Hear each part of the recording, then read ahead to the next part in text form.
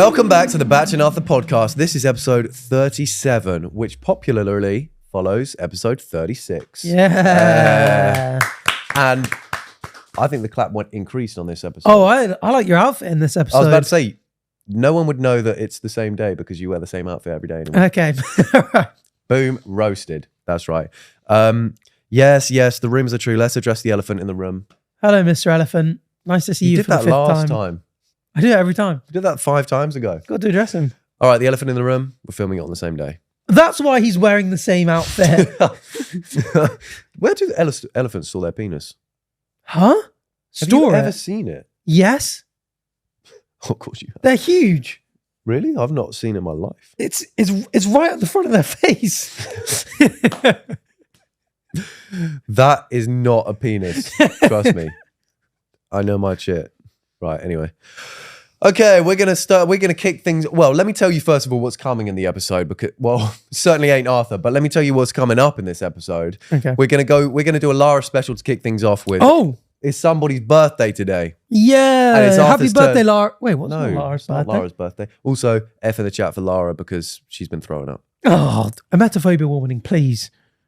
No, but can I say throwing up and people... No, stop saying it. Emetophobia, well, you can't give an emetophobia warning after the fact. I think I accidentally did that in a mukbang once. Did you? And everyone's like, well, that was pointless. Anyway. Trigger warning, I just said something really insensitive. Also, is F in the chat? Is that like, oh...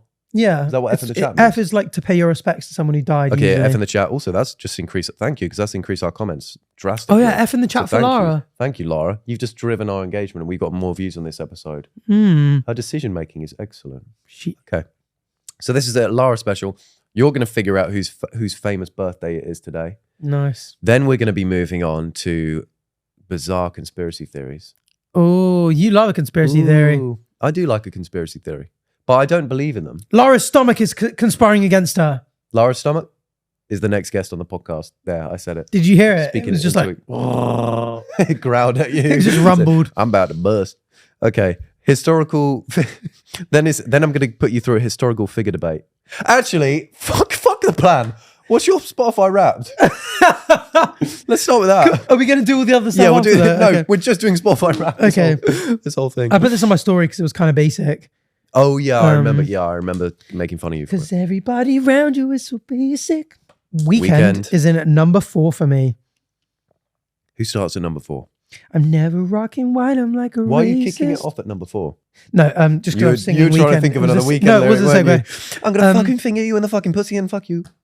Have you seen that guy who makes the TikToks where it's like every Weekend song, but he gets away with it because he's got a high voice? I made that pussy till there's nothing left. Because he says the most outrageous crazy. shit. Yeah. Oh, hold that shit while you buzz. Anyway, Muchas gracias. number 1. So this is, I feel like my Spotify Wrapped isn't perfectly representative of the kind of music I listen to when I'm listening to music, if that makes sense. I know what you mean because I fall to the problem of listening to rain sounds and that always being my number 1 artist. His top 5 are just Top 5 the of Amazon rain sounds. rainforest, Yeah. The Amazon rainforest. The other forest. the Borneo jungle, Nottingham Forest. Nottingham Forest 1, Charlton Athletic 0. Anyway, my top 5 artists, my number 1 was Koopla. Because basically, I have a lo-fi playlist. And it's public on my Spotify because people follow it now. And I went on lo-fi beats to relax or study to and like dragged across a bunch. And I would just delete the ones that I didn't like. And Koopla was just evidently featured that week. And now like when I'm working with things to do with words, I put on lo-fi piano music. And evidently Koopla was just on repeat loads. You love Christmas piano. I love the Christmas Peaceful Piano playlist. Yeah, you on do. Spotify. It's fantastic. A little too much. Number 2 is Coldplay. You know, I love Coldplay. Oh, I like Warm Play. Everyone thinks... I love that. Anyway, everyone always thinks Coldplay is really basic, but I think they have such great range. They do. I mean, Clocks fills you with joy. In fact, I was going to ask you if we could pay £80 to pay for Clocks to be on the intro for the live show vlog. Fine. Take my credit card. Because it's so cool. Anyway, Clocks at Coldplay at number 2. Actually, yeah, that's a good idea. Number 3 is 1975, another quite basic white boy one, but Anyone who used to watch me stream back in the day will know that I listened to 1975 a lot because it was all I'd literally play Minecraft with 1975 on in the background. Actually, I remember at the podcast live show you were saying, because we were deciding what music to play for the beginning whilst people were getting seated, you were like, let's just do a 1975 playlist. Yeah, just shuffle it. Only 1975. Because people like it. It is great music. Number 4, The Weeknd. Yeah. Yeah. For when I'm feeling myself, when I'm getting ready for a night out. Oh, yeah, I want to finger myself while I'm wearing a suit. Oh, I can feel the teeth on my penis. If I could remove a couple ribs. Pussy on the house, everybody fucking. What you doing in the bathroom? Fucking pussy in the bathroom. Baby, it's okay. You can square it in the living room. I reckon a funny segment would be Weekend lyrics or things Batch and Arthur have said. Because it's all throw the rosso on that pussy, girl. It's all just one big Venn diagram of weird that's shit. It's just a fucking circle. I finger that circle. Anyway, carry on. I'll stop. I'ma eat your Venn diagram, girl. Venn diagram does look kind of like booty, doesn't it? I'ma play chess on that pussy, girl. Pawn to the A1. We watch a porn, you can be my queen. Anyway, number 5 is Jack Johnson. Just lovely, wholesome, relaxing music. So what is that? I want to turn this whole thing upside down. Right. And making banana dumb pancakes, pretend like there's no world outside. And we can pretend it all the time. So you remember how we were saying in the last episode, when- he has soul and he loves karaoke? There you go. No, that was too soft and gentle. I'll show him some soul then. No, I'm not going to do it. That's why. My top songs are interesting. Live Well. What's that? Yeah, ever heard that? Live well, you reap what you sow. The future is now. I'm not sure. The High Road. Great song. Is that a country music? When We Are Together by 1975. Lovely, wholesome song. I don't know any songs by name. When we are together. What about, you must know this one. Love in Brazil. Yeah, Brazil by Declan McKenna. Yeah. That was the Number worst rendition I've ever heard. Everybody plays a beautiful game. Love in Brazil.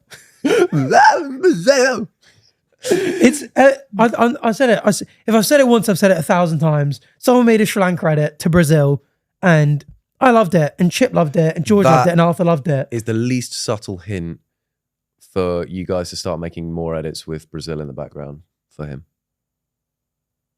Anyway, we know what you're doing. And number 5, Eyes Without a Face. Eyes without a face, not human race. Eyes without a face. Visage. I'm all out of time. One more bad dream could bring a fall. Anyway, there you go.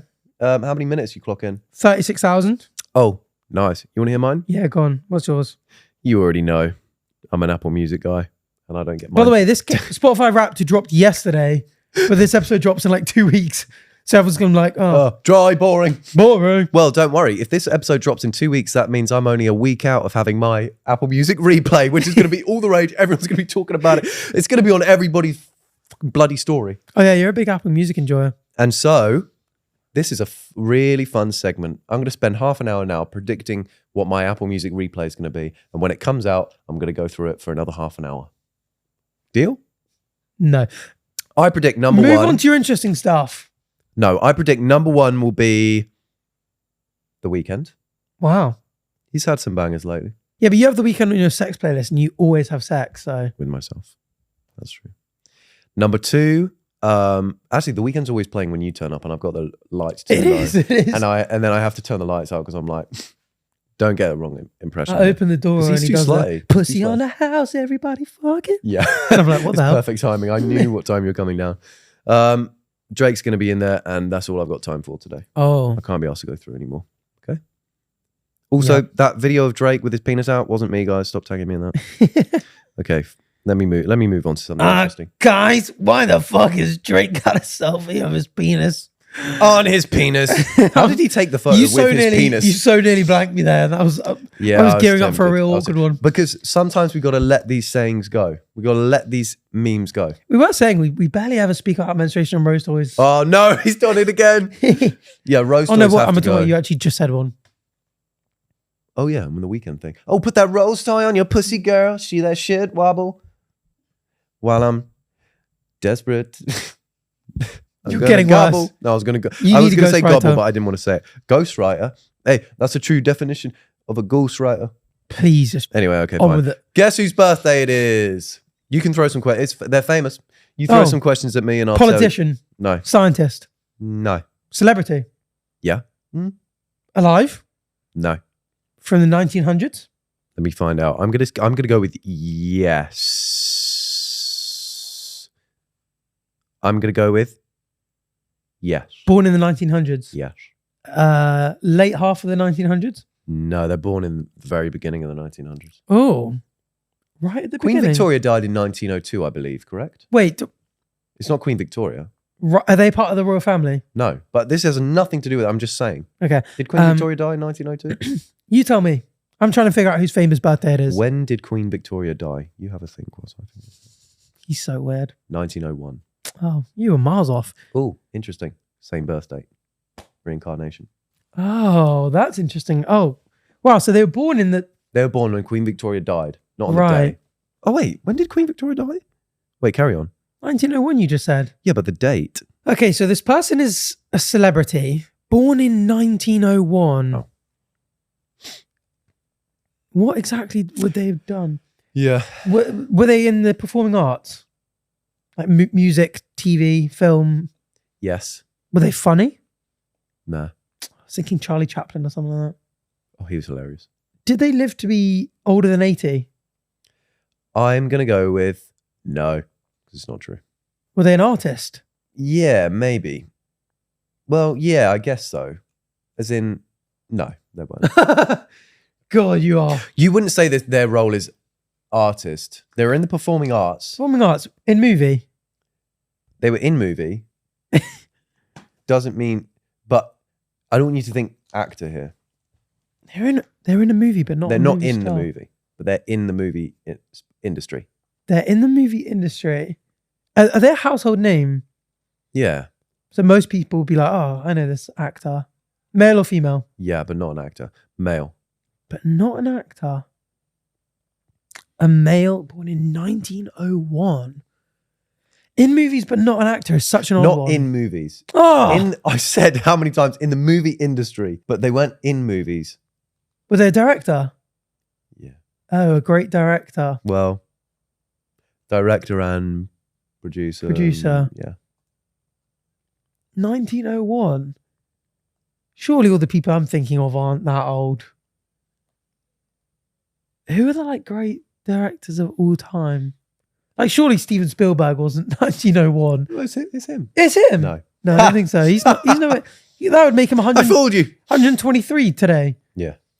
Are they dead? dead. Sorry, they're dead. They're long dead. They died at the age of 65. Although this is interesting because that will lead me on to the next. Oh, it's a conspiracy theory that they didn't really die. God, he's good. But wait, they died in It's Walt Disney. It's Walt Disney, that's right. okay. And why are we unsure if Walt Disney died? Because people believe that he was cryogenically frozen That's right. and that people created Disney Frozen, the movie. Let it go. Yeah. Let it go. You carry on with what you're saying. I'm one with the wind and stars. They know it. Come on. Carry on with what you're saying. Here I To stand so that search terms would all be in the height of when people death. searched Disney Frozen, it would come up with a Let the film storm rage and on. have nothing about The Walt cold Disney never bothered me freezing anyway. himself. Can't believe Cal Freezy got a main role like that anyway.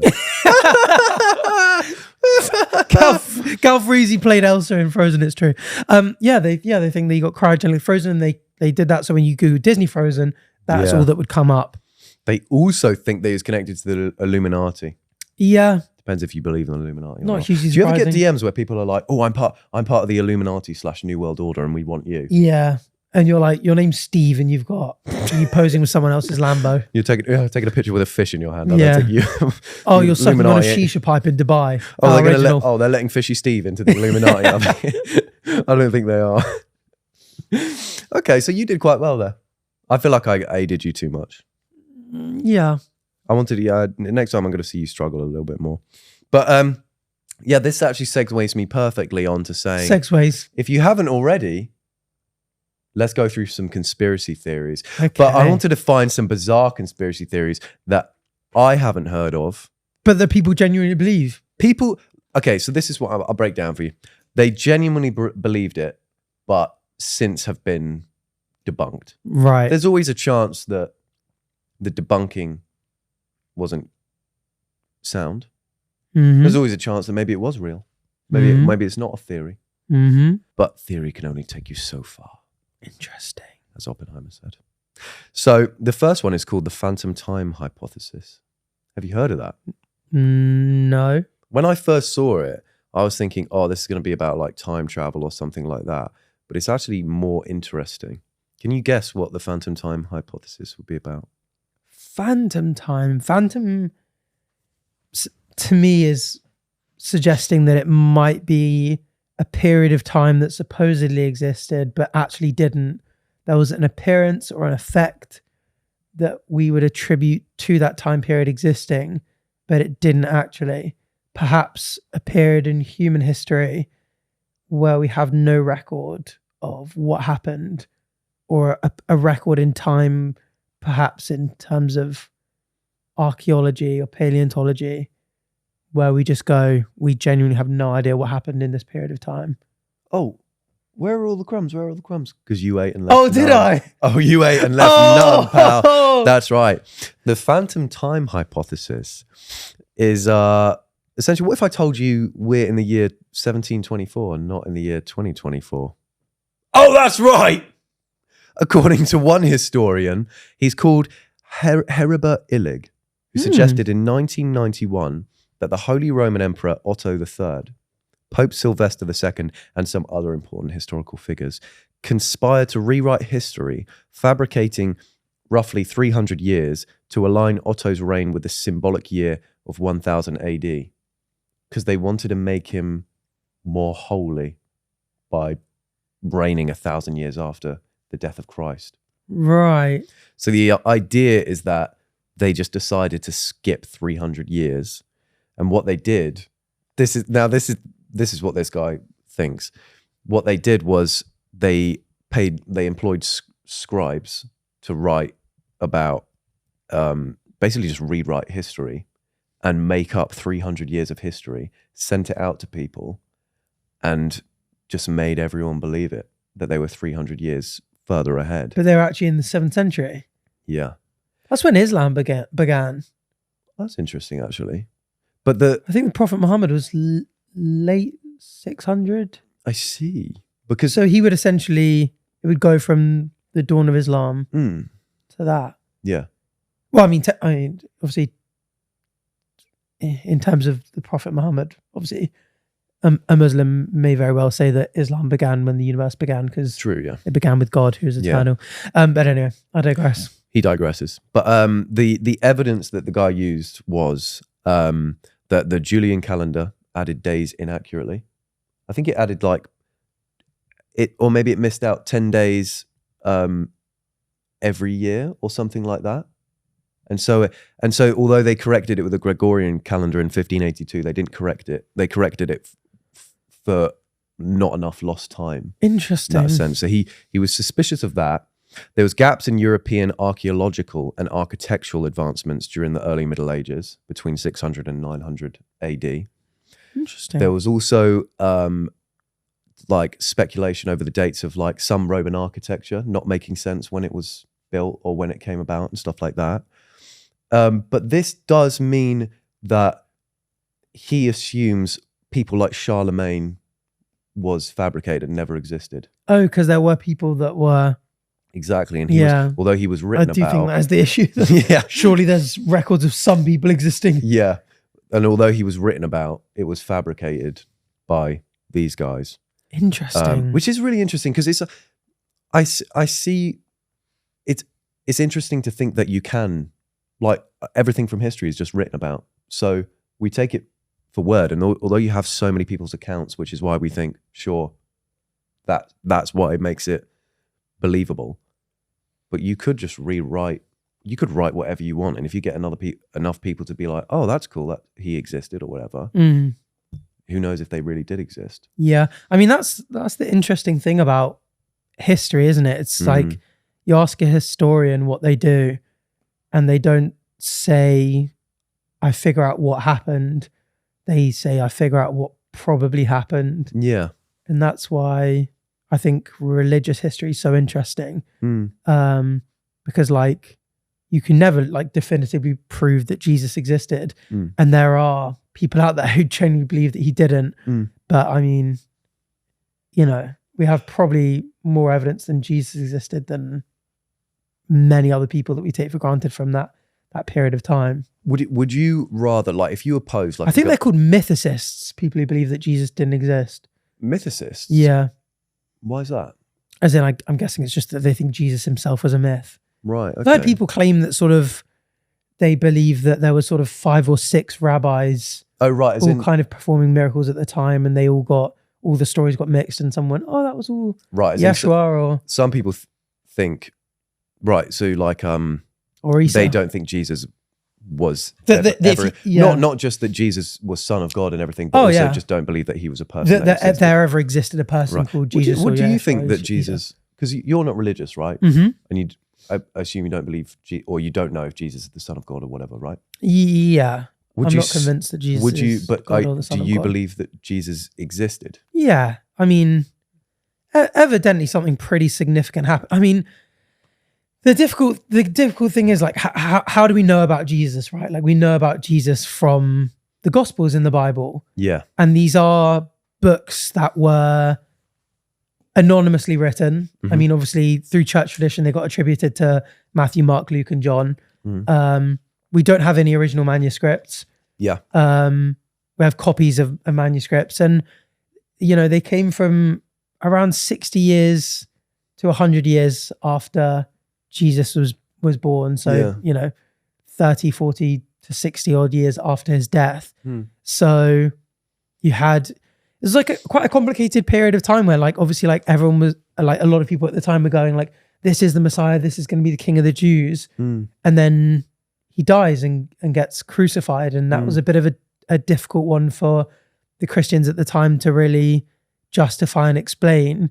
And as with the game of telephone, you know, like, if you're a Christian and you're trying to convince someone that this person was the Son of God or perhaps God himself, obviously the way you tell the story is going to be quite fanciful, and, you know, maybe you'll big it up a little bit, and maybe, like, this man that once, you know, gave a lot of people a lot of fish and bread, all of a sudden turned to him feeding 5,000, and, you know, over decades, like, the story's become, and I mean, this was a very superstitious time. There are a lot of people at the time that claimed to be healers and miracle workers and prophets and stuff. And I think there's a reason that Jesus' story survived. And I think he almost certainly existed, and he almost certainly was a pretty phenomenal person in terms of the impact that he had on people. And that impact, you know, ended up causing Christianity, which is the world's biggest religion. And, like, so I think there was definitely someone called Jesus or Yeshua or maybe even Isa, and that they were a pretty special person.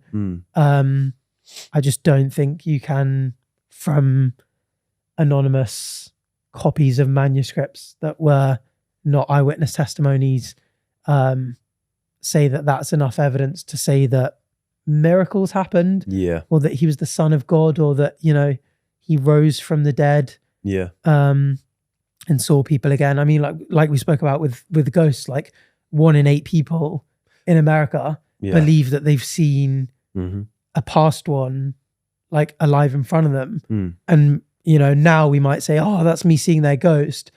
Back then, when stories of people, like, being reincarnated and and coming alive again were quite popular at the time.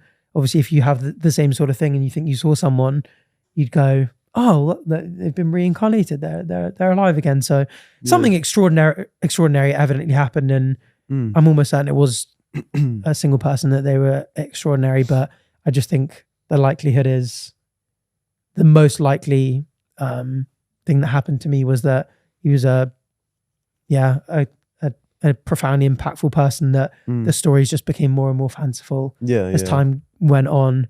And like we say before, like I think if a God existed, he would leave more of an impact for us today to be able to, I mean, I think it's quite an unfair thing for someone to judge us for not believing on such like weak evidence for something so profound and supernatural. And you have people in the Bible that encounter Jesus after his resurrection. You have is it Doubting Thomas that said, like, I don't really believe that you died and reincarnated until I put my fingers in the hole of the wound from when you were crucified. And it's like you get a lot of people that were given like almost undeniable evidence, if the stories are true, that let's say Jesus did reincarnate and appeared in front of people. Those lucky people that doubted saw him in the flesh, got to go to heaven because of course they accepted Jesus Christ as their Lord and Savior.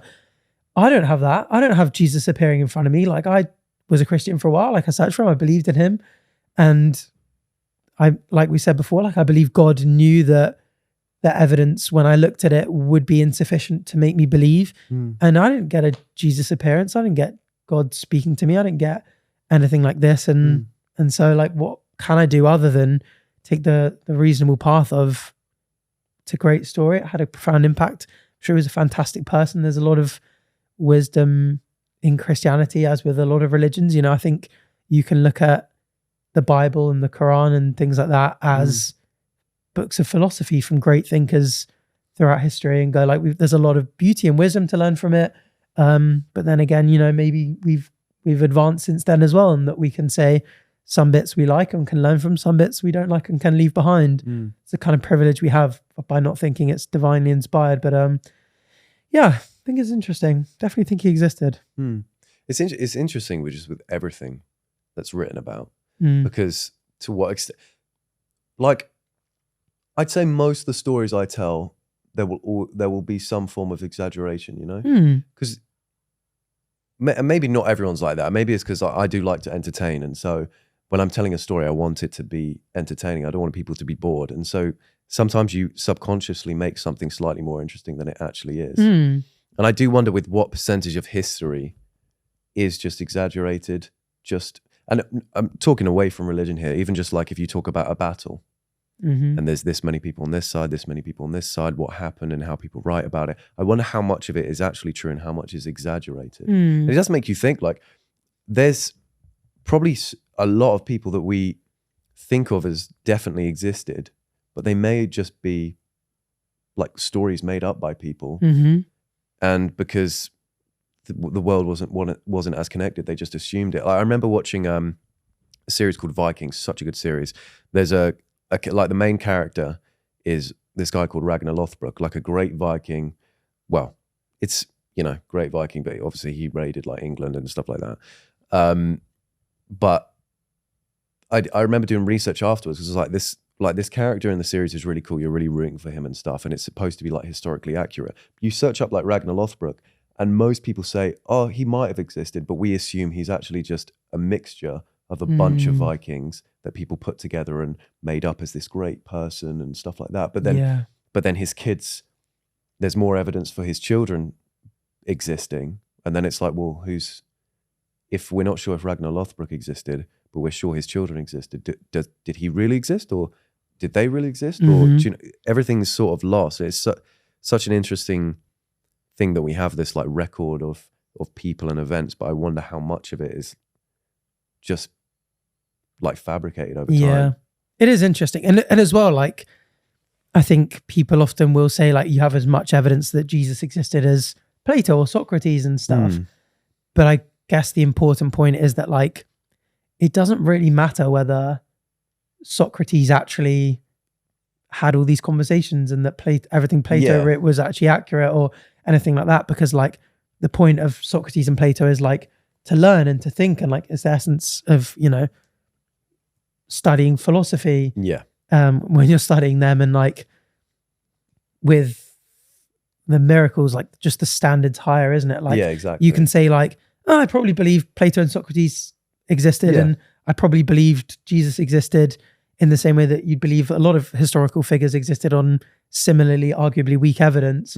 But the big point is the significant, like, you know, like different claims have different standards of evidence, don't they? Yeah. And like, you can believe he existed, but my standard for whether Plato and Socrates or Jesus existed is going to be different to whether Jesus resurrected from the time. Of course. And that's the kind of thing about the multiple stories contributing to the one is something people talk about quite a lot with like religious stories, because you get kind of like, you kind of have myths predating Jesus of like divine figures or religious figures and stuff that were born of a virgin, that walked on water, that resurrected after, you know, dying in for like 3 days or whatever. And that's why I kind of quite like reading religious texts and studying religion so much, is that like they are, if at least they are what I'm convinced they are, but regardless, like they are just stories that have built over time. And there's like, this is quite a like Jordan Peterson way of looking at it. But he kind of says like, whether or not the stories are like literally true, like they're true in the sense of like they represent something really real and important. And although like that exact thing or circumstance like might not have actually happened, like we've had thousands of years of, or maybe even hundreds back then, like of these stories like building up. And the reason is that these stories would stick around and that people would tell them to their kids and they'd get passed on and people found them profound enough to write down, is because like they just were wisdom of the time. Like, they have value. Like, they have value. Like there's importance in treating the meek and the mild with respect, and you know, and there's sacrifice.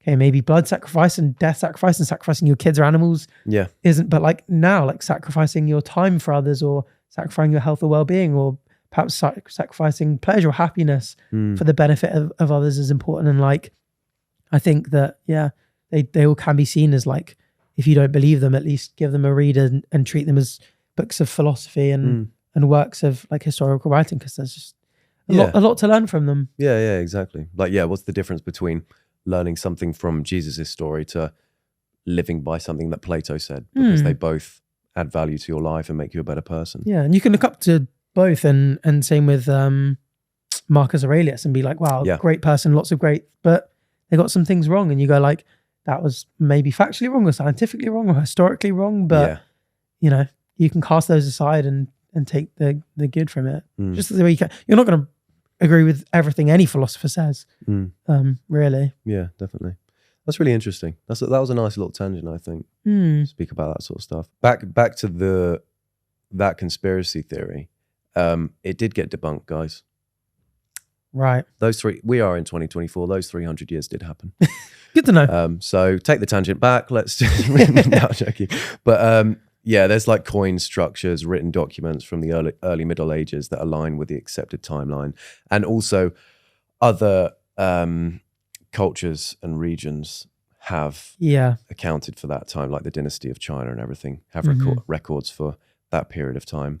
But it's captivating and interesting because it sparks debate. Like, oh, I wonder if this did really happen, or if this person really existed, or if this was exaggerated and stuff like that. Hence how we got into that conversation. But I hadn't heard of that conspiracy theory beforehand. That's quite interesting. The idea that an emperor would turn around and say, let's just make up 300 years. So I do wonder if anyone has tried to do it and just failed. Like, I wonder if maybe there's some truth in the theory that maybe he tried it, but it just didn't work, you know? Doesn't mean it's true. The holiday season is finally here, and we want to share a message from our friends at Manscaped to help keep your bulbils in tip-top shape. The Lawnmower 5.0 Ultra is really easy to use. So easy, in fact, that we're going to give you a demo right here, right now. Give me your balls then. No, I've got a Kiwi. Oh, boring. Fine. Oh yeah, look how easy it is to keep your little guys downstairs smooth and ready to seal the deal this cuffing season. Look at that. Take some notes. That is fantastic. So get your winter undergrowth under control with 20% off and free shipping at manscaped.com with the code BATCHARTHUR. The performance package really is the all-in-one survival kit to make it look like you haven't just crawled out of a cave this Christmas. After a close shave, you also want to give your precious ornaments some much needed TLC with the Crop Smoother Ball Aftershave Lotion. Oh, and the Crop Preserver Anti-Chafing Ball Deodorant. Remember, you can get 20% off plus free shipping at manscaped.com with the code BATCHARTHUR, so you can get the perfect Christmas gift for your boyfriends, fathers, brothers, or hairy little friends. Because Santa isn't the only one who needs his sack well groomed this year. No, don't point at me. All right, back to the episode. Anyway, the next one that I wanted to tell you about is called The Green Children of Woolpit. Have you heard this? No. Have you not? This one's really interesting, actually.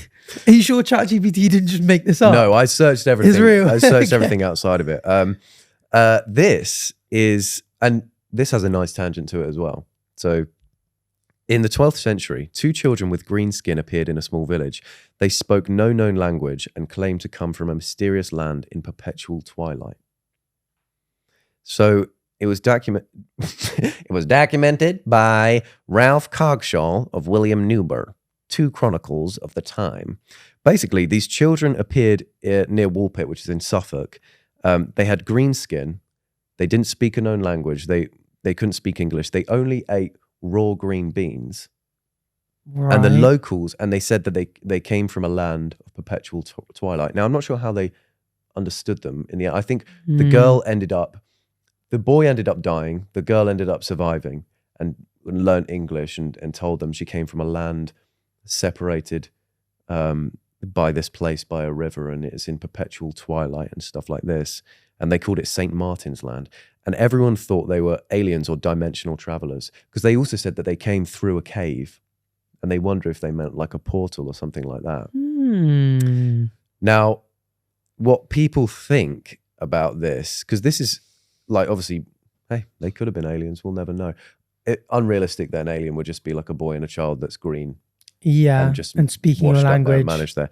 Now, the historical explanation for it is that the green skin could have resulted from severe anemia. Like they were only eating green beans, and as soon as they started to eat a normal diet, although the boy died, he obviously wasn't well. Her skin color went back to normal, so that's why they think she was green.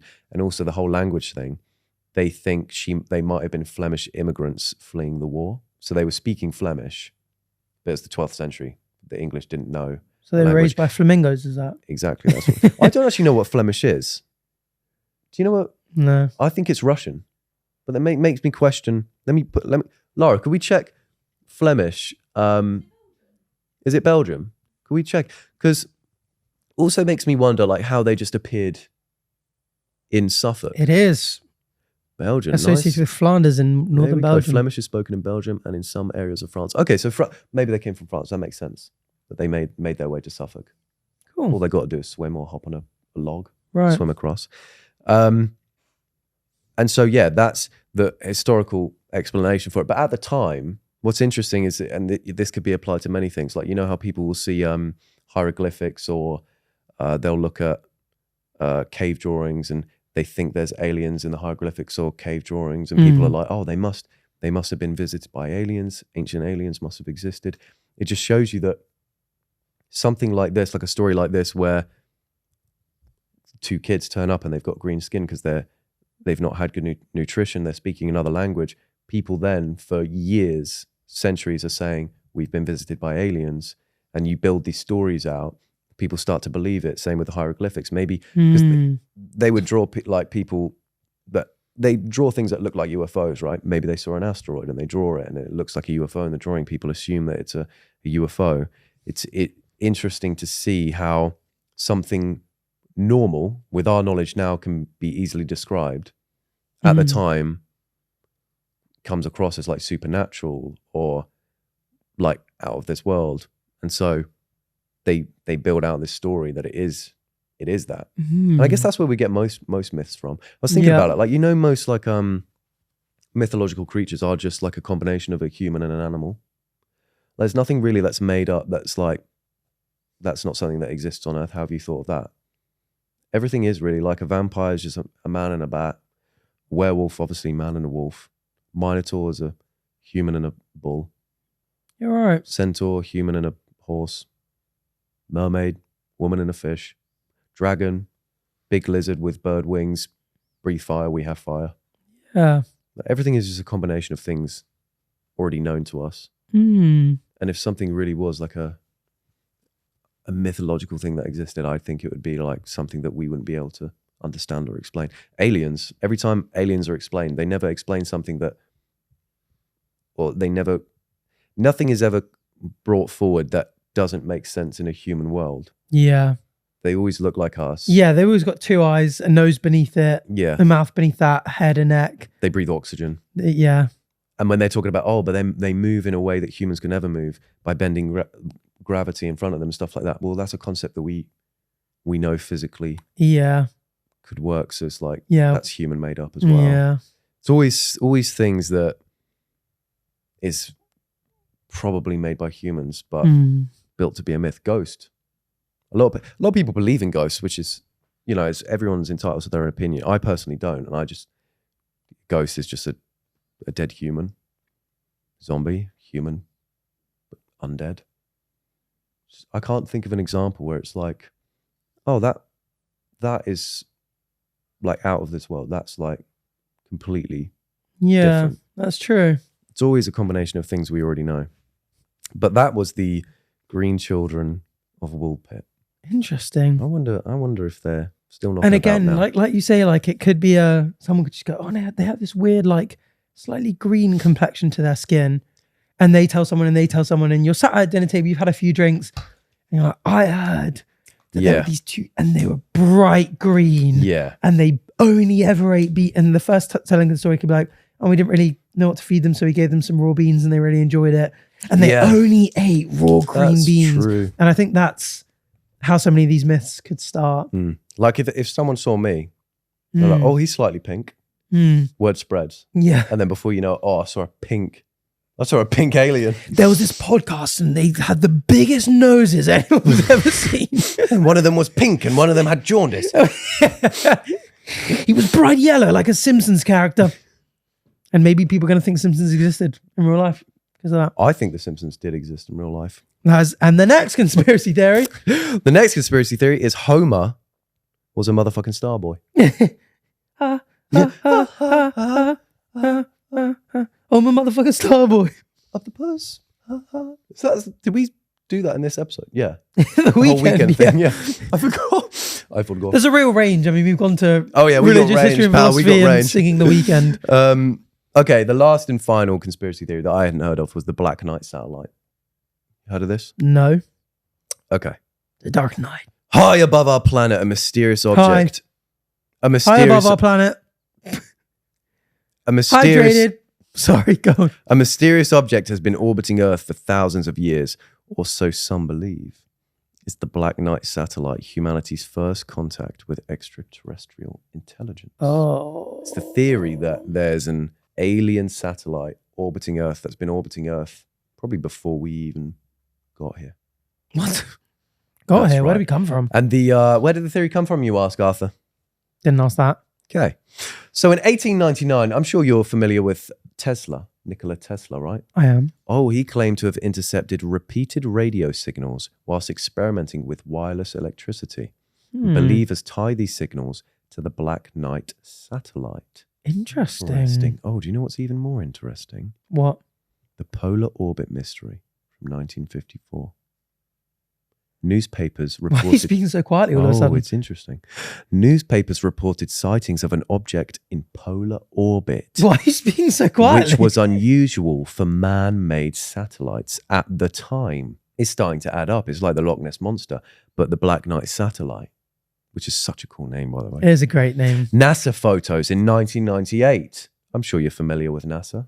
I've heard of it. Space Shuttle Endeavour captured images of a strange black object in orbit, Proponents claim this is the Black Knight satellite, whilst NASA explained it's a lost thermal blanket. Oh, you'd say that, wouldn't you? A lost thermal blanket. Yeah. How do you lose a thermal blanket, huh? I thought I'd been feeling a bit cold out there Yeah. lately. You'd strike me as the sort of guy who uses a thermal blanket, actually. Thank you. Oh, more evidence inbound. I when I power down, I have to wrap myself in like a gold and aluminum tinfoil type thing. Anyway, Aluminium. He couldn't take it. He couldn't take it because people would be like, "Oh, you still be." Well, you said tomato. American. You said tomato already. That's true. And people are like, "Oh, this makes sense because of all the connections to myth artwork, like the hieroglyphics where there's aliens and stuff like that." Of course, they saw the Black Knight satellite all along. Oh, Freezy and Chip want to come on this pod and speak about Egypt, you know. Oh, really? That will be an interesting one. Okay, nice. But alas, it may not be true, y'all. Why? Well, first of all, I'd like to say, if aliens were orbiting Earth, we would never. Someone would have picked it up. No, we would never detect them. Ask China and Russia. Oh, you think they'd be cloaked? Oh no, but not even like if they managed to. But if Nikola Tesla intercepted them, Russia, China, US, UK. No, okay, but One of us would have done. I'll explain the Nikola Tesla thing. What I'm saying is, if aliens were orbiting, if they had a satellite orbiting Earth right now, we would have no idea because, and I've said this They'd before, be and I'm smart not enough to gonna make say- it undetectable, Exactly. like a stealth bomber. Like if they managed to get a satellite here, they could manage to do incredible things. Right. All right, But they have to obey the laws of physics. exactly, because the laws of physics are the same everywhere, right? Yep. Uniform. Never mind. Never mind. Can you guess? Right. So, of course, this is not true. But do you want to guess what maybe Tesla's signals were? I want to see your. Cosmic microwave background your radiation, maybe? Not quite. It's a type of cosmological object. Well, object. Object? This is a type of star, really. A type of star. Yeah, I'm just curious. What he was detecting what exactly? Radio waves from this. Radio waves, pulsing radio waves. Pulsar.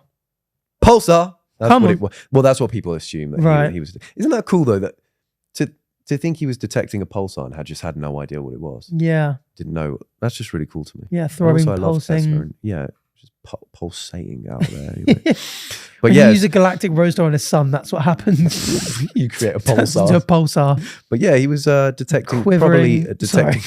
probably detecting a pulsar. No, carry on with the Interesting. quivering if you want to. And the polar orbit sighting. What do you think that might have been?